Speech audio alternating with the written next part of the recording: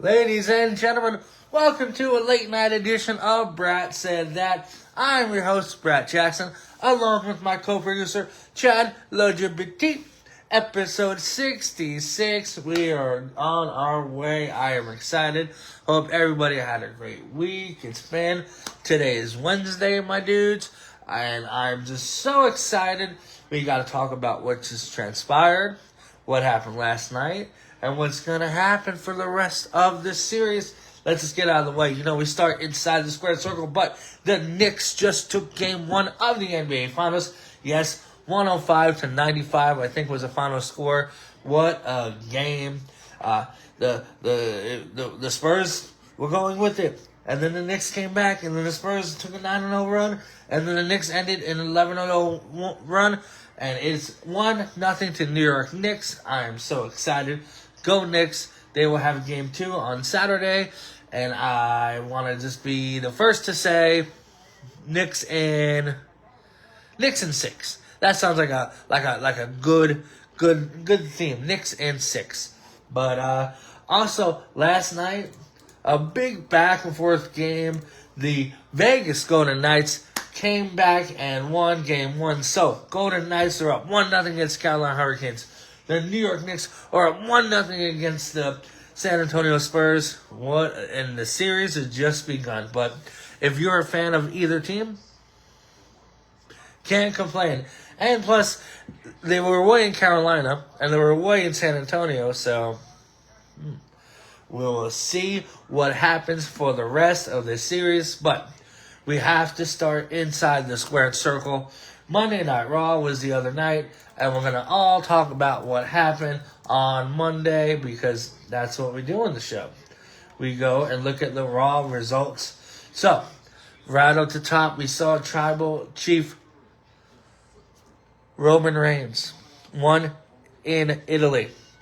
Jacob Fatu had to come out and acknowledge the Tribal Chief Roman Reigns, and he did exactly that. Jacob Fatu is now part of the Bloodline.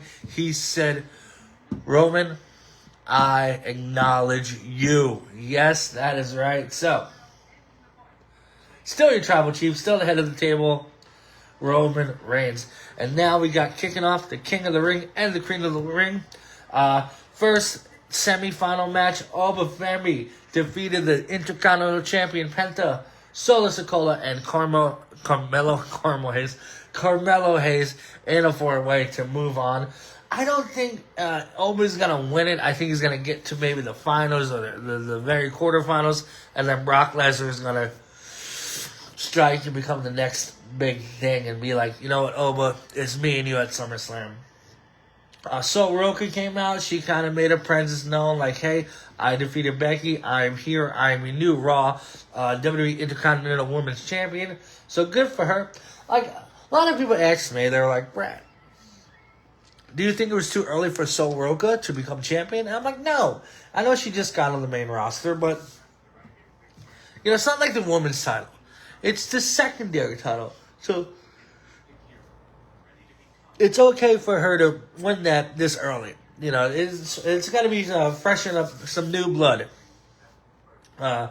Speaking about new blood, a new wrestler made his debut. Rey Mysterio and Dragon Lee defeated Ethan Page and Rusev. Listen, I don't know what's going to happen with that. I know they're part of the Intercontinental Championship title scene. I'm thinking Ethan Page is going to win the title eventually, but good for Rey, still doing it at his age. After Dragon Lee took out Rusev at ringside, Rey Mysterio blasted Ethan Page with a 619. Joey Fresh, how you doing? In the Queen of the Ring, Io Sky defeated Roxanne Perez, Julie, and Last Legend in a fatal 4-way. Now, they seem to be hinting that it's going to be a little bit of Liv Morgan versus Roxanne Perez. But I think you got Raquel Rodriguez to finally win the Queen of the Ring and finally defeat Liv Morgan, break up the Judgment Day, get out of that. Seth Rollins defeated Braun Breaker in a surprising main event. I was like, we've been waiting for this match for a while. We had it at the, whatever pay-per-view that was. I'm not tired, you are. What is it? Not Clash in Italy, the other one. WrestleMania, and then I don't know. I can tell you what main event in 1998, but I can't tell you 2 pay-per-views ago. But yeah, that's a rematch. Seth finally used his reign, or more of his chest and his stomach, and took the World Tag Team Championship.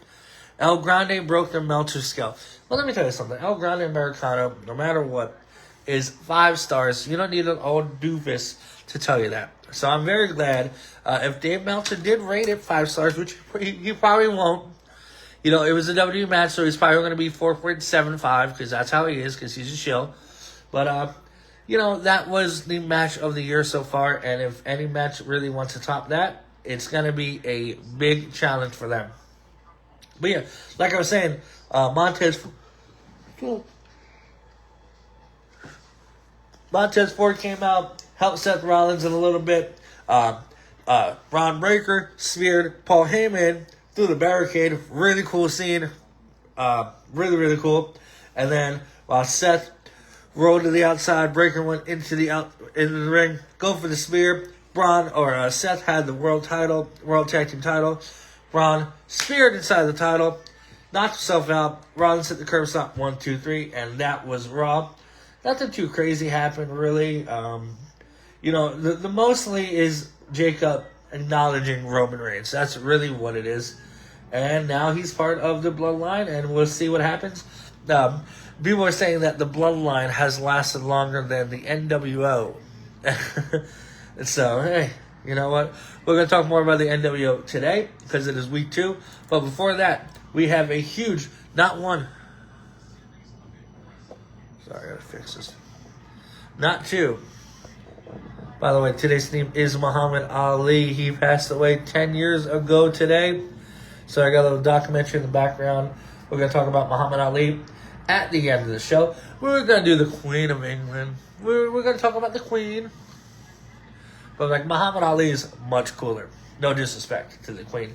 But June 28th, we have not 1, not 2, but 3 shows. Yes, WWE has scheduled NXT Great American Bash. While AEW, NJPW, Forbidden Door, plus TNA Slammiversary is also scheduled for that day. So we are looking at one of the most competitive days in modern wrestling history. And you know what? I'll watch it all. I'll watch the Great American Bash.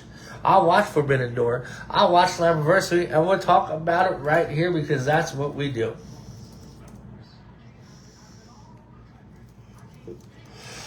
Sure, this is what happens when you're tired. Anyway, one of my favorite things in wrestling right now is the Dark Side of the Ring. Yes, it is coming back July 7th. They posted their trailer out today. We have Jeff Jarrett's TNA. 3 episodes of Jeff Jarrett's TNA. Necro Butcher versus Samoa Joe.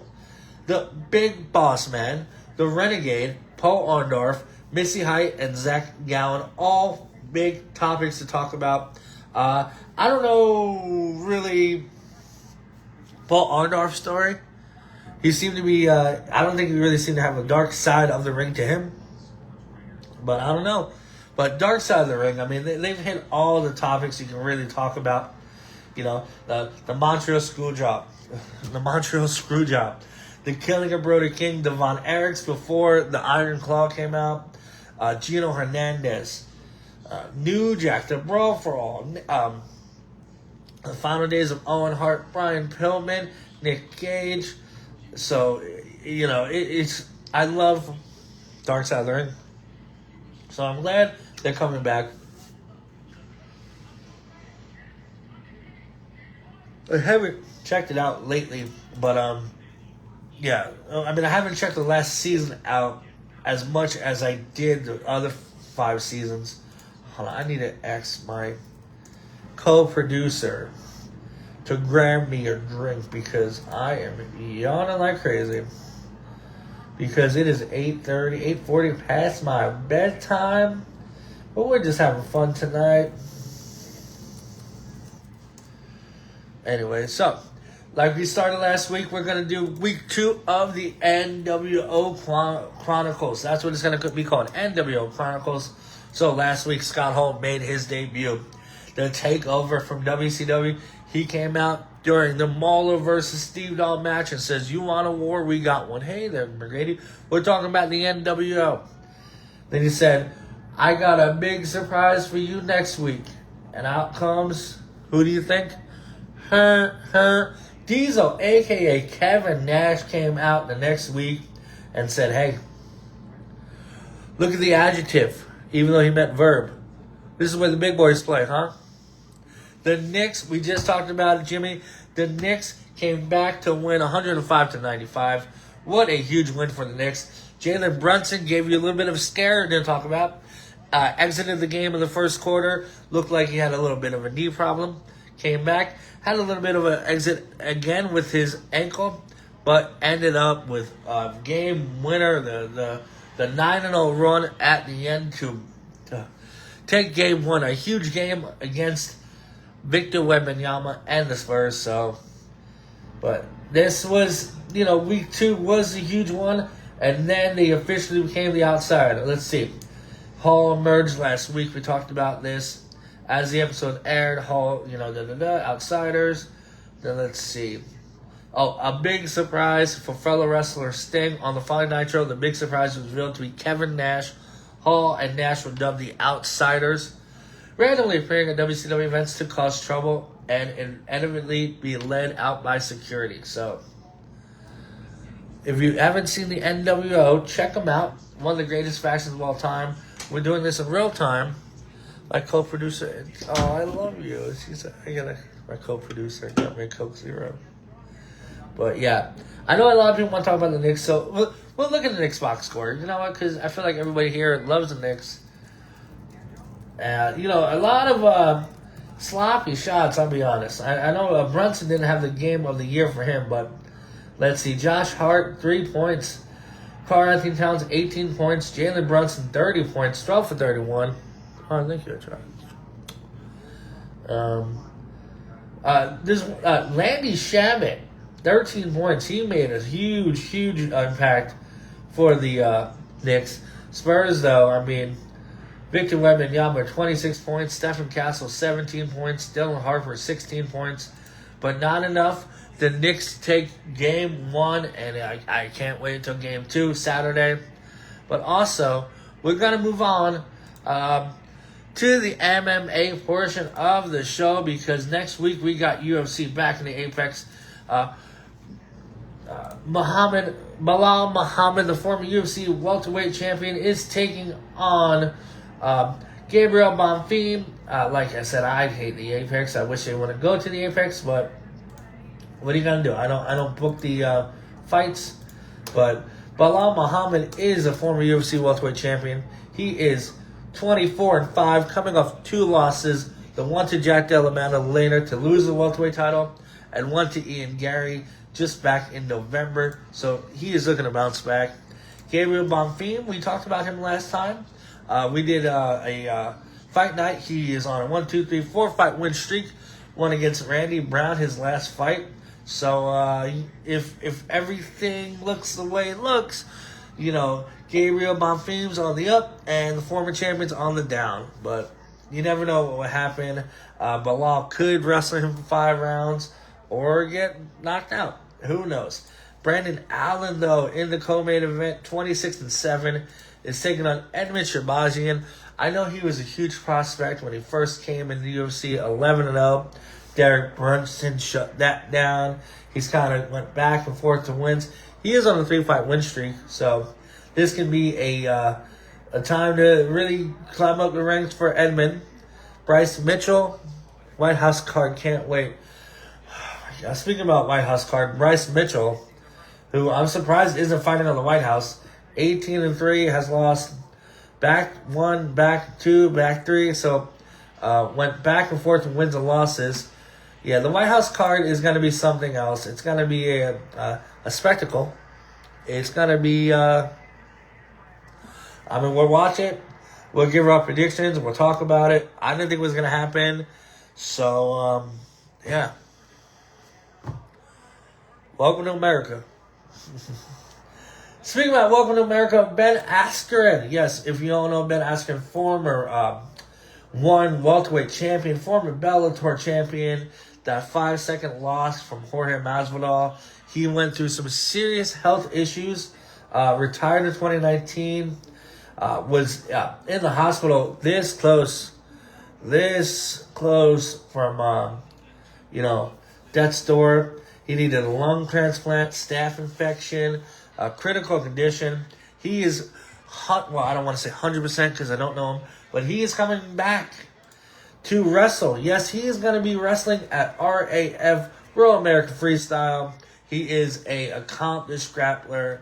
So seeing him bounce back to getting back on the mats is something. It is great. He was an amateur wrestler. He was the one welterweight champion. Hey, he's a professional disc golfer. So hey, who knows? We all remember him though of the 5-second knockout by Jorge Masvidal. Absolutely insane.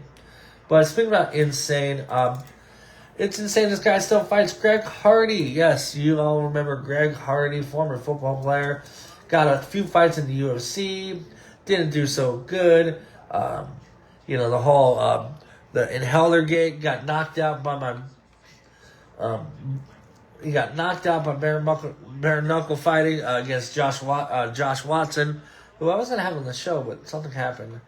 And he came back to fight at FNC 31 in this weekend. Got knocked out once again. So after just seeing him get knocked out 1, 2, 3, 4, 5, 6 times the last 7 fights, Greg Hardy, I have to give it to you. You are the BRATWURST Award winner. Yes, I was waiting to give that to you since last show, and you definitely are the recipient. This is a very slow, mellow show. I'm not quick like lightning, and I don't crap like thunder. Ooh, is this Chuck Webner's fight or something?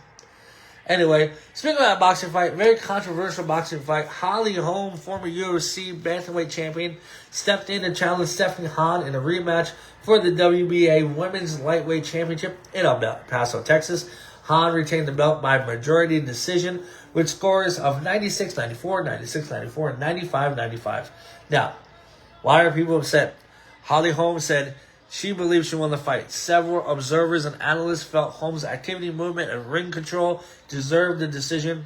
Former rival Cris Cyborg publicly supported Holm and said she thought Holm won. Some media members were surprised by the judges' card, especially because the fight was viewed as very close. The argument for Holm. One major talking point is that Holm reportedly outlanded Han 107-70 in total punches, leading some fans to believe she did enough to edge the fight. Now, supporters of Han argued that she landed the cleaner, more damaging shots. Boxing is scored round by round, not by total punches. Close rounds often favor the fighter landing the most impactful punches rather than the higher volume. Listen, Dana White the Goof always says it. Never leave it in the hands of the judges. And that's what happens. And, Holly Holm, sure. Listen, this is what they need to do. Ronda versus Holm to MVP MMA. I don't know. This fight might be different. It could be different. I remember back 2015, I would have bet my house that Holm was going to win, and I should have, but yeah. But that is the MMA portion of the show. I think Gabriel Bonfim will win against Belal Muhammad, so that is my pick. And I don't think anything else is really going on. We talked about the Knicks versus Spurs game 1. What a win for the Knicks. I was a little bit scared. Listen, I love the Knicks. I'm from New York. I don't like San Antonio. I'm a Mavericks fan. But I'm okay with either one. If the Knicks win, of course, New York pride. If the Spurs win, wow, Wemby really is that guy. So, but I'd rather the Knicks win.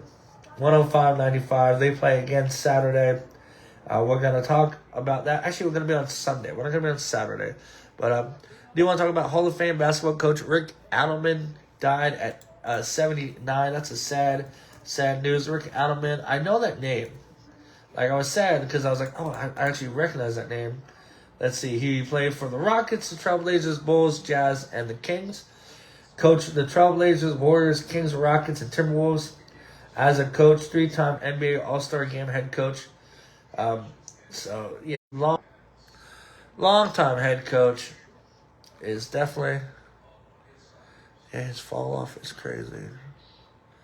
I don't remember whose fallout we're talking about. Oh, Ben Askren, probably. Sometimes I don't get comments. And that's why I got to stop doing this YouTube or this Facebook Live. I need to up the game.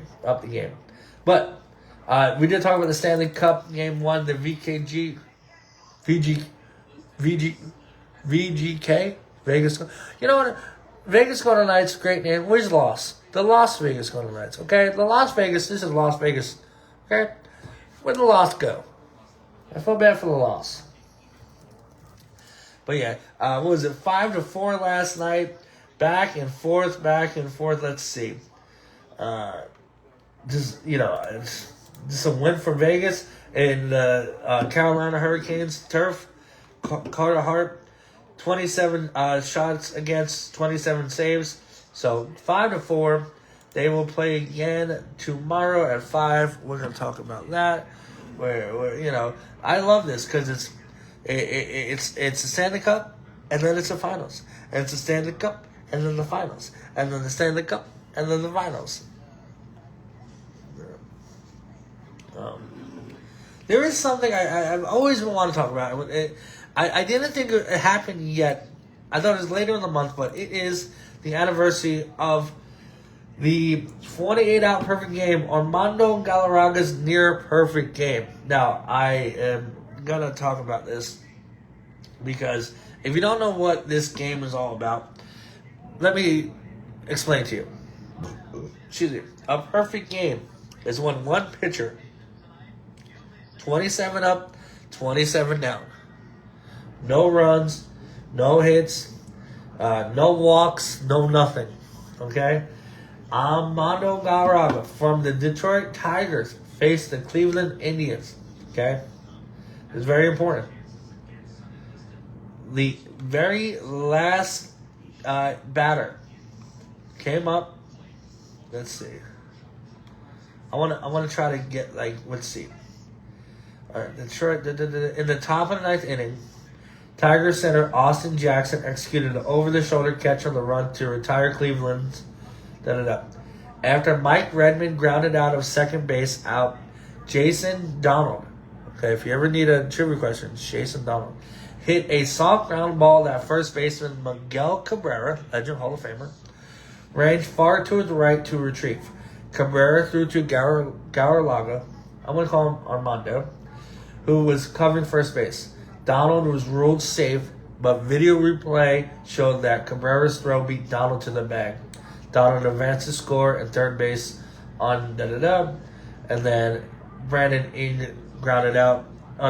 Crow grounded out to Brandon Ing, ending the game in 3-1 victory of the Tigers. Now, it was that close. Jim Joyce, referee, umpire, gets a lot of flack for this. Okay, listen, we have. This is 2010, so this is 16 years ago. Back then you still had the high definition cameras that was slow speed, slow and slop. Listen, I can see reactions like Armando Galarraga when he caught the ball and he's like, "You're safe." He's like, "You gotta be kidding me. He's not safe." Jim Joyce though, he took a lot of the blame, and rightfully so. He is the umpire, but regardless of everything that happened, ground ball, right side, Cabrera will cut it off. Galarraga covers, he's out. No, he's safe. He's safe. He is safe at first base. 1-1 pitch, swinging a ground ball, right side, backhanded by Cabrera. He's going to throw the first, and they didn't get it. Oh, man. So those are kind of the broadcasters. A lot of the MLB was oh, what's going on? That was a mistake, da-da-da. Listen, here we go. I know everybody wants a perfect game on the record. Of course, that's probably the biggest thing a pitcher can do. Instead of if he threw that perfect game and homeboy was out, nobody would talk about it. It would just fall into the perfect games. 20, like a perfect game.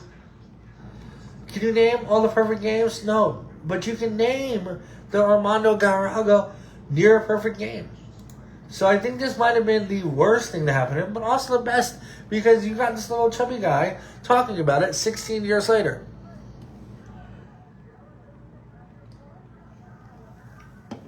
But I get it. Jim Joyce was heartbroken. I mean, he said nobody's perfect, everybody's human. I understand. Let's see. Oh, no, Galarraga told reporters after the game that the outing was my best game so far, and he said Joyce probably feels more bad than me. I remember, I don't know if it was the next game, but when he came out, Jim Joyce, he was just full of tears.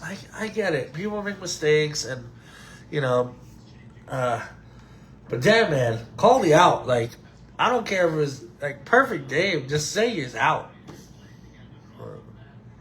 It's one of those unfortunate situations, and I just want to talk about it because I've always thought about that this being a near perfect game was probably a lot better than it being a perfect game. Because could you really tell who threw a perfect game? I know Mark Burley did. David Wells, David Cohn, Randy Johnson. I remember Randy Johnson's perfect game. That must have been, I don't remember, because I used to fall asleep to Sports Center every single night. Da-da-da, da-da-da. And I just remember just hearing that in my dreams, Randy Johnson's perfect game in the 10th grade. Mark Burley, of course, the White Sox. Dallas Braden threw that, I think, on Mother's Day. Dallas Braden's perfect game. Roy Halladay, rest in peace. David Cohn, David Wells. Let's see. But Domenico Germain, Felix Hernandez, Matt Cain, Phil Humber. So, yeah. Don Larson in the World Series, the only time that's been happening. But, yeah, Armando Galarraga, unfortunately, that's what happens. We're going to move on to the NFL. Madden 27 released their cover athlete, and if you're a Chicago Bears fan, it is Caleb Williams. Yes, Caleb Williams has made the Madden, what is it? What did I just say? Madden cover. Now, is there a curse? No, we said the Madden cover curse can happen. So we're going to look at that. Is it a bad thing? Now, I don't have it right in front of me, but let's see. A lot of times it's been the cover athlete. Let's see. Can Williams change the Madden curse? Let's see. Madden cover star 25. Christian McCaffrey did pretty good. Josh Allen 24 did pretty good. Let's see. Where is the really bad ones? I wish I had something more prepared. This is what happened. This is what happened. This is what happened. Let's see. Example, Dante Culpepper, 2002. Dante Culpepper struggled with turnovers in the first 11 games. Michael Vick, 2004. We all know that happened. The dog. Sean Alexander, he got hurt. Troy Polamalu sprained MCL. Peyton Hillis, I don't even know who that is. Rob Gronkowski battled a hamstring in 2016. But, of course, there's been counter examples. Larry Fitzgerald did great. Calvin Johnson, 2013. So, I think it's a fun little thing. I don't think it's an actual curse. It's not like a Danhausen. But, it's the early 2000s. Michael Vick broke his leg. Sean Alexander fractured his foot. Vince Young struggled with injuries. Peyton Willis dealt with injuries. So, I think the Bears will be okay. But a team that's not going to be okay is going to be the Cleveland Browns because they traded Myles Garrett. Yes, Myles Garrett is now a Los Angeles Rams. Wow. You trade one of the best players of your team, your franchise, and he's now on the Rams. Good luck with the Browns. Jeez, that is insane. Why would you trade him? I mean, he was the first draft pick, number one. He's played 134 games with you postseason. I mean, he's made a little bit of the postseason. Got traded in exchange for Jared Versay, a 2027 first round pick, a 2028 second round pick, and a 2029 third round pick. Ouch. So, the curse of the Browns and the Miz is still very, very high. Russell Wilson, though, did call it a career. Russell Wilson, he was a good quarterback. The Seattle Seahawks is where he kind of shined. Got traded to the Broncos. Didn't really do good on the Broncos at all. The Steelers and then the Giants. Super Bowl champion back in the day. I don't know maybe what you can say if he's a Hall of Famer or what, but, he's regarded as one of the greatest dual-threat quarterbacks of all time. He's also a former professional baseball player, so maybe he can go back and play baseball. He's only 37. So, that is Russell Wilson. And speaking about going back to the Giants, OBJ, Odell Beckham Jr. is back to the New York Giants. And, whatever. That's cool. FIFA is coming up in a few weeks, and they have ranked World Cup final squads ranked of all 48 national teams who can win this summer. So we're going to go from the top. Let's go. We're going to go from 15. Okay, we'll do 17 down. So, 17, Ivory Coast. 16, Croatia. 15, Ecuador. 14, Morocco. 13, Uruguay. Uruguay. 12, Belgium. 11, Senegal. 10, Turkey. Now, when did Turkey become Turkey? I need answers. 9, Norway. 8, Netherlands. 7, Argentina. Brazil. 6, Germany. 5, Portugal. 4, England. 3, and number 2, Spain. And number 1, France. Oh, so chat LGBT. That's why you wanted me to read this, because France is number 1. Yeah. Now America, I don't know where the United States is. 22.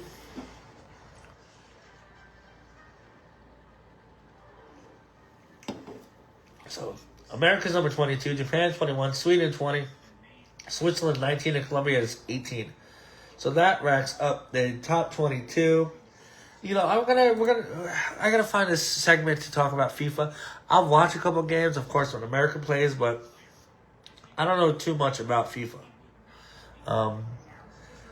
So this is gonna be kind of a quick show. Might be the quickest show we ever done, which is okay. I don't really think much has happened. I do want to talk about this before we get into the miscellaneous section and talk about the topic of the show. I watched a recap of Euphoria, the show with Zendaya, because it just ended.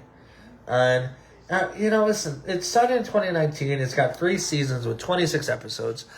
We need to stop that, because in 6 seasons or 6 years, it should not have 26 episodes. Now I know COVID and everything, and Zendaya is doing Spider-Man, but, I don't know too much about it. Am I supposed to care about these people? Like, a lot of drugs, a lot of sex, a lot of death.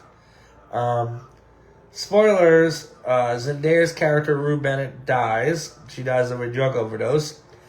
Gets reunited with Fezco, who was Angus Cloud, who died in real life a few years ago. Rest in peace, Angus Cloud, very young. But, what's the other one? Nate died too. I remember Nate died. Nate was one of the boyfriends, and he was buried alive, and a rattlesnake came down and bit him and killed him. That was crazy, but I'm not gonna sit here and watch the show, but I'll watch a recap, banner recaps and film recap and everything. But yeah, so Rue was, let's see, fictional character in the American television series Euphoria. Main cast, she is a protagonist who serves as a show unreliable narrator to voice over monologues. She's been played by Zendaya, who I'm a big fan of her, and Tom Holland, junior in high school with substance use. So, very wild show. I know, one time that a couple episodes ago, she was, buried up to her head, and a horse, and a guy on a horse was about to take her out or something. I don't know. I can't give it justice, but yeah, Rue's dead. Fentanyl, not cool. But I do like shows like this, like shows I'll never watch and all, but like, it's a show. People enjoying it. And like I said, Zendaya's in it, and Angus Cloud was in it, Eric Dane, Barbie Ferreira, which I actually became a fan of, Cindy Sweetie. I got her, and who's the other one that I get mixed up? Samantha Carpenter and Cindy Sweetie. I can never tell those two apart. Anyway, let's talk about the topic of the show. We're going to talk about the man, the myth, the legend, Muhammad Ali. Yes, I was going to do the whole Queen gimmick, but Muhammad Ali passed away June 3rd, 2016.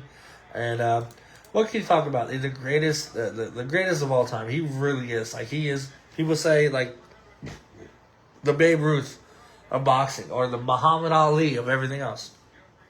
So, I was born Cassius Clay, Louisville, Kentucky. Came a light heavyweight division in the 1960s Olympics. Changed his name to Muhammad Ali. Went on. Let's see. His record was 56-5. Lost to Joe Frazier in the. Let's see. That was in Madison Square Garden in 19. Where was it? Where'd I go? Hello. Why can't I look this up?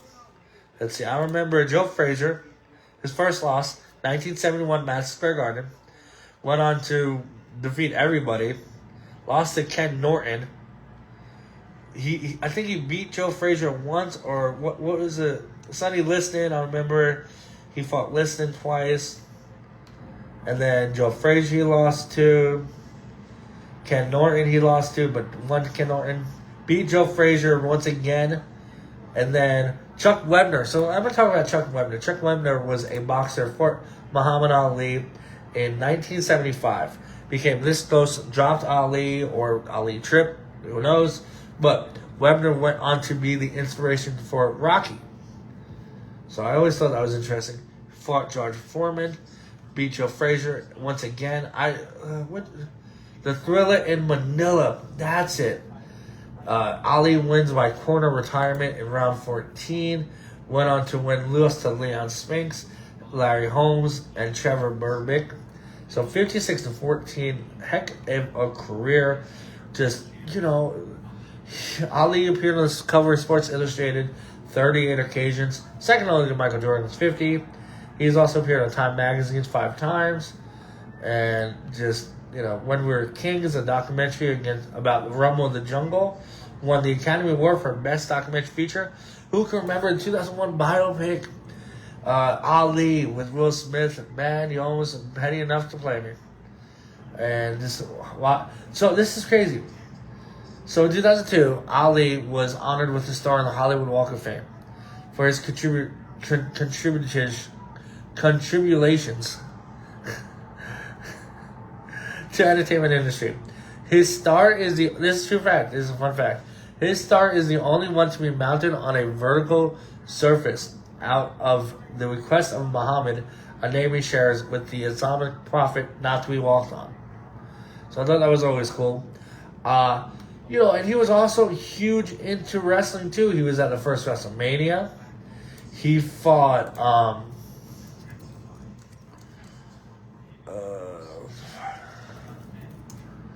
what am I thinking? He fought Antonio Inoki back in the day in a weird fight, 1976.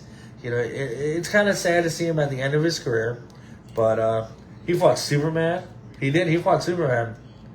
And I just just go watch a documentary about Muhammad Ali. He died June 2nd, 2016, with a respiratory illness, septic shock. That's always sad. He's buried in his Kentucky Exposition Center. Oh no, he's buried somewhere. But yeah, he's one of the greatest boxers of all time. Float like a butterfly, sing like a bee. His hands can't hit me, what his eyes can't see. Now you see me, now you don't. George thinks he will, but I know he won't. God, this imagine this. I would love to like have like been around watching like Muhammad Ali fight. You know, obviously it's a little before my time. Yeah, I'm not that old, but yeah, just I don't know what else to really talk about. Like, you know, I think this has been a good show. I mean, it's kind of been a speed run. You know, we're gonna talk about the. You know, I really wanted to do like the Queen because Queen Elizabeth. She was what was it? The Queen Elizabeth. She was inaugurated or whatever it's called in this day in 1952. But I mean, we're not gonna talk about that. That's stupid. God save the Queen now. But let's see. I think that's it for the show. I think that's the quickest show we've ever done, which is good because I kind of like that. I kind of like a little bit of a nice short show. Episode 66. I don't think anything else we need to talk about. Muhammad Ali, wrestling. Is there any more wrestling to talk about? Let me hop on Twitter real quick and see. I'm sure there is. You know, Sean Strickland said a lot of stupid shit again. Viral clip falsely ties. No, I'm not going to talk about that. Fans debate when Triple HW booking peaked and fell. So everybody's saying that Triple H's booking peaked and fell. WWE has never recovered from this, which is the end of WrestleMania with Travis Scott coming out. Can be very, very true. You know. By the way, I mean, you see recent pictures of CM Punk. He is looking jacked to the gill. I think it was Ryan Nemeth might have made a claim that he is on the juice. I don't think he is. He said he's straight edge, and I believe him. And, you know, sometimes you just put that hard work in the gym. Actually, the trailer for the Dark Side of the Ring just came out, so we're going to watch that. TNA, Jim Cornette's looking good. They beat the heck out of each other. I've always liked the way they filmed it. I know they filmed some of that in Vegas because I can tell by the backgrounds when people talk about it. I was like, hey, that's in Vegas. But that is it, really. That's the show. So Knicks won. Golden Knights won. We're going to be back on Sunday. Scary Movie 5 is coming back. Scary Movie 6 is coming back out. I'm looking forward to seeing that. I'm glad that is back. We need some laughter and comedy in this crazy world. Definitely need some of that. And, by the way, okay, so let's talk about that. Before we leave, the Owen Hart Foundation tournament is happening right now. The Owen Hart Cup. And we talked about the wild card. Who's going to be the wild card in the women's division? Because Will Nightingale is out. Ladies and gentlemen, I am going to announce the wild card for the 2026 Owen Hart Cup is... What is she called again? The CEO, MVP. Mercedes Moné has returned, defeated Alex Windsor, and is moving on to the next round. So, yes, Mercedes. Good for Mercedes to come back. Took on Alex Windsor. Subbed her, I guess, with the bank statement or whatever she's calling it. I don't watch AEW. But I'm looking forward to that. Well, Ospreay defeated Samoa Joe. We did see that Double or Nothing. Mark Davis defeated Jack Perry. So it's Ospreay versus Davis. I know they had a little bit of the United Nation thing going on. Swerve Strickland defeated Bandino. Brody King defeated Claudio. So, Ospreay defeated Davis. So Ospreay is in the finals of Forbidden Door. So it's either going to be Strickland or King. Might probably give it to Strickland. And yeah, so that is that Forbidden Door. I do like Forbidden Doors. I like crossovers. I like when two companies work together to make things work. And but we'll talk more about the Forbidden Door when that happens on June 28th. Because I'm literally on the website. And I'm like, where's the website? Dummy, you're on it. Yeah. Anyway, that is a show. I did like 45 minutes. That's a good amount of time, right? Muhammad Ali, we talked about. Nothing else is craziness. Myles Garrett traded. Greg Hardy. So, let's do a little recap, okay? All right. Raw happened. Jacob acknowledged the tribal chief. Roman Reigns. The bloodline is stronger and scarier than ever. We did the NWO Chronicles Week 2.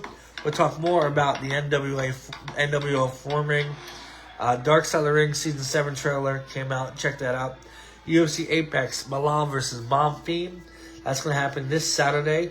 Good luck to Ben Askren in his return to wrestling after a double lung transplant. Greg Hardy got knocked out again, and he won the BRATWURST Award. So you might get knocked out, but you're winning the BRATWURST Award. I feel like that's a fair trade. 10 years ago, we lost the greatest of all time, Muhammad Ali. Knicks take game 1. Vegas takes game 1. We talked about Armando Galarraga's near-perfect game. Everything works out for you. Caleb Williams, the cover of Madden 27. Curse, we'll have to see. Myles Garrett traded to the Rams after years of being stuck with the Browns. Russell Wilson called it a retirement. Odell Beckham Jr. back to the Giants. He made one catch 10 years ago. FIFA World Cup #1 team, France. And we talked about Euphoria. Rest in peace, Rue Bennett. And, that's it. We're going to be back on June 7th for episode 67. So, anyway, guys, I'm getting off. This is a quick show. Thank you for everybody who stopped by. I'm trying to grow the show. I gotta step away from this and kind of get more of a show going. But I like this. So, we'll see you Sunday. Enjoy your weekend. Remember, love each other, love yourself, and love sports. All right, guys. Good night.